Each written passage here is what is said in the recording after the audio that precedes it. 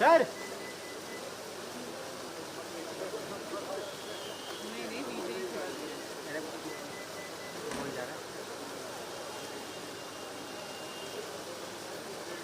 Chandrababu Naidu in frame.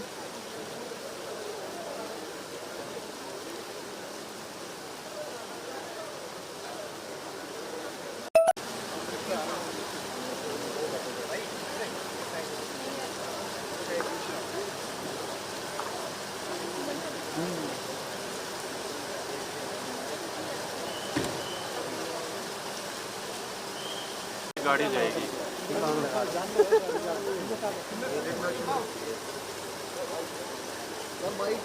Sir दो बात कर लेते सर।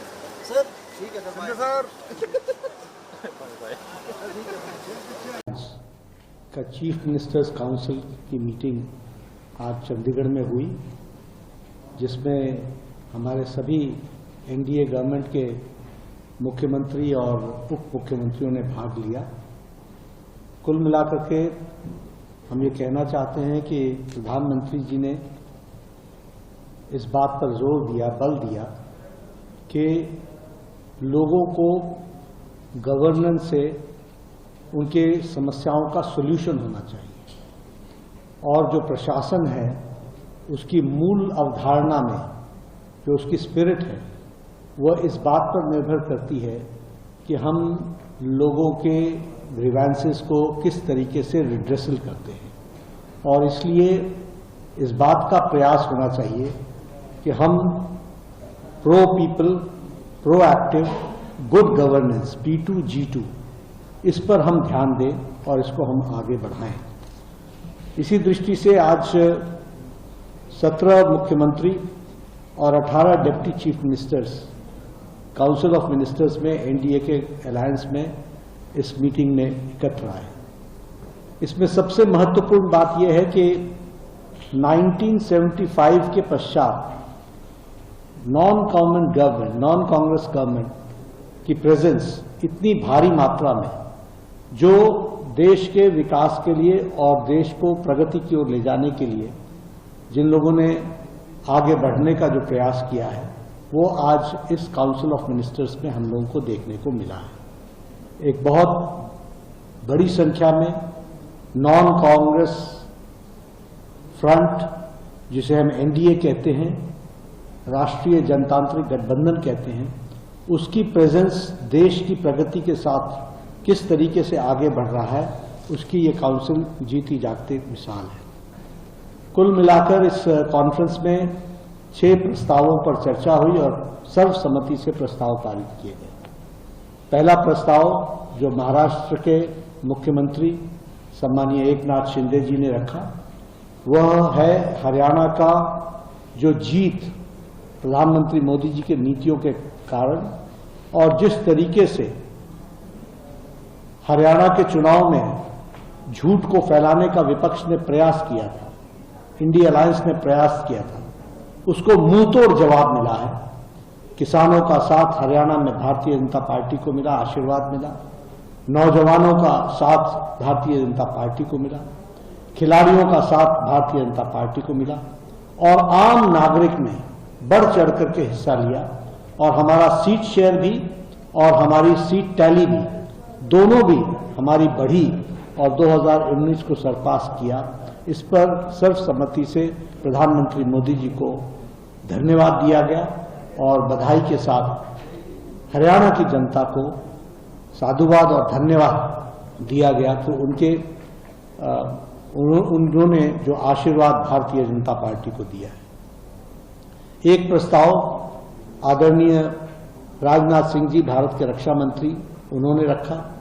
वह प्रस्ताव था कि हम संविधान का अमृत महोत्सव मनाएंगे। 2025 संविधान को लागू हुए 75 साल हो जाएंगे और इसलिए उसमें छोटे बड़े कार्यक्रम मिलाकर हम संविधान वर्ष अमृत महोत्सव बनाएंगे और अमृत वर्ष मनाएंगे और उसके दृष्टि से संविधान की बारीकियों पर किस तरीके से देश में संविधान आगे बढ़ा है और उनके विषयों को जनता को जागृति कराने का काम करेंगे। इसमें मैं यह बात भी प्रधानमंत्री जी ने इस पर अपनी ऑब्जर्वेशन दी कि आज हम सबके लिए कल का दिन बहुत खुशी का विषय है कि कल जो जम्मू कश्मीर में शपथ ग्रहण का कार्यक्रम हुआ, वह कार्यक्रम भारत के संविधान के तहत पहली बार आजाद भारत में हुआ। यह बताता है संविधान की ताकत और यह बताता है धारा 370 का एब्रोगेशन का अर्थ क्या होता है। इसके पहले ओथ टेकिंग शपथ ग्रहण कार्यक्रम वो जम्मू कश्मीर के संविधान के तहत होता था। पहली बार आजाद भारत में मोदी जी के नेतृत्व में जम्मू कश्मीर में भी शपथ ग्रहण समारोह भारत के संविधान के अनुरूप हुआ। इस ऑब्जर्वेशन को भी हम सब लोगों ने सुना। एक प्रस्ताव में अमित शाह जी ने हम सबको ध्यान में लाया है कि 50 वर्ष इमरजेंसी को लगे हुए हुआ और 50 वर्ष पूर्व इमरजेंसी की हत्या हुई 1975 में।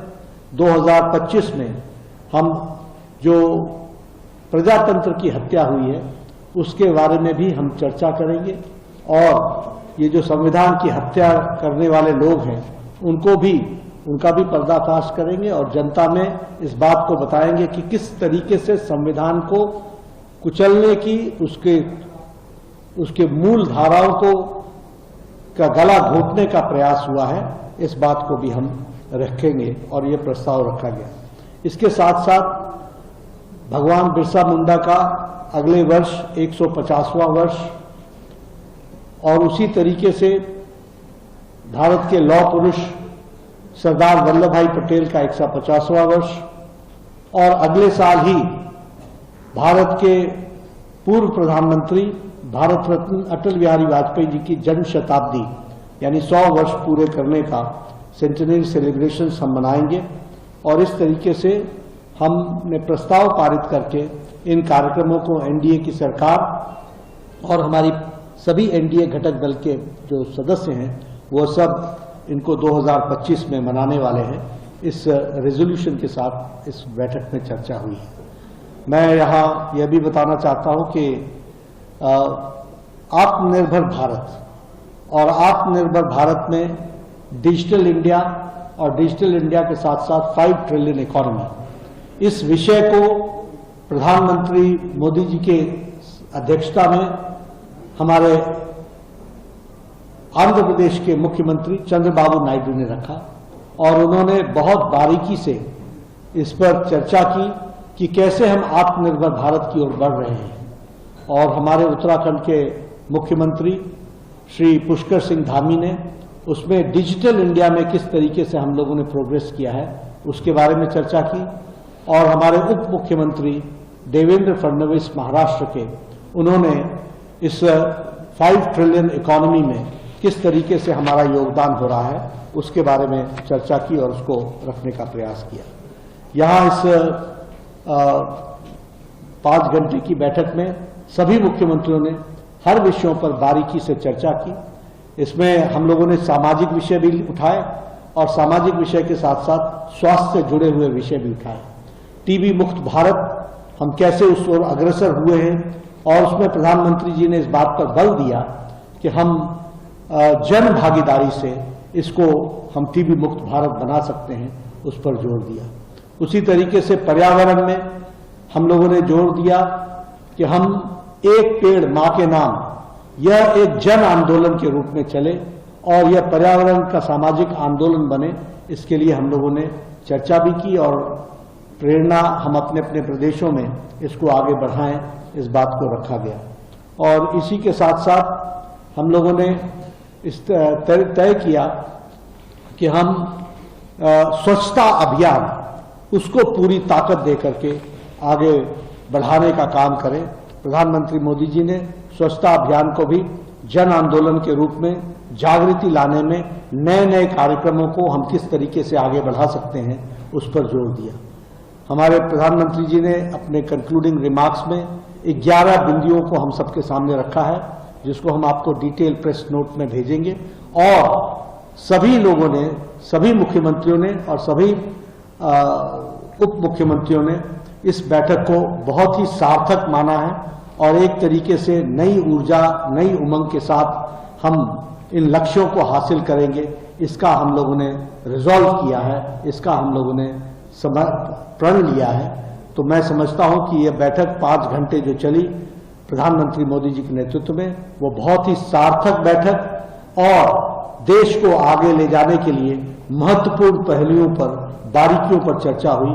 और मैं ये भी कहूंगा, जैसा कि हम सबका ऑब्जर्वेशन बना और प्रधानमंत्री जी ने इस बात को कहा भी कि नॉन कांग्रेस एक कांग्लोमरेशन इतना बड़ा, जो पहली बार इस तरीके से देश की प्रगति को अपने दृष्टि से आगे बढ़ाने के लिए एक रिजॉल्व करके आगे बढ़ा है।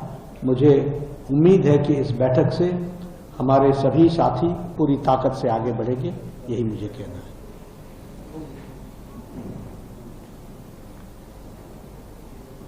धन्यवाद।